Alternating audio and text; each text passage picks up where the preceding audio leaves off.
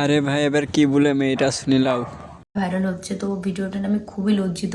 নামেই কেস করবো, শুধু তোমার একার নামে করবো না। তুমি পালিয়ে গেলে সফিককে ধরলি যাওয়ার পর কোনো ভিডিও আমার ব্যাপার কাছে না, আছে, স্ক্রিনে তুমি দেওয়া আছে। যেতে পারো, তোমার বাপ্পাকে তুলে নিয়ে আসবে, তোমার বোনকে, তারপর তোমার এই মাগে এখন সফিকের নামে কেস করেছে ভাই, থানায় যেয়ে কেস করছে। সফিককে ধরলি যাওয়ার ভিডিও স্ক্রিনে দেওয়া আছে ভাই। যে ছেলেটা অ্যাকিউজড আছে, সে মাইনর ছেলে আছে, তার বয়স হচ্ছে 17 ইয়ার্স।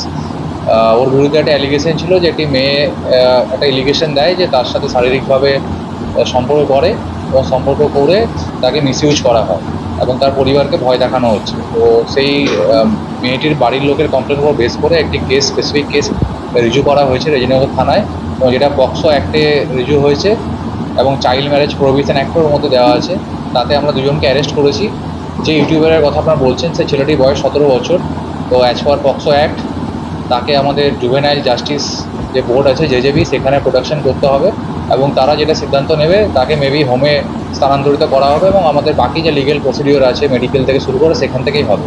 পিসির আমরা পিসি নিচ্ছি না, কারণ জুভেনাইলদের পিসি নেওয়া হয় না। অ্যাজ পার জেজেপি যেমন যেমন ইনস্ট্রাকশন দেবে আমরা সেই ইনস্ট্রাকশন মেনে চলব। আরে ভাই এই মাগে কিভাবে আর মুখ দেখাচ্ছে গ্রামে। আমি আমি হলে তো ভাই মরেই যেতাম। এত বড় কাজ করার পর আবার ইন্টারনেটে এসে আবার আপলোড দিয়েছে ভাই আবার ভিডিও। আরে মাগে তোর দোষ।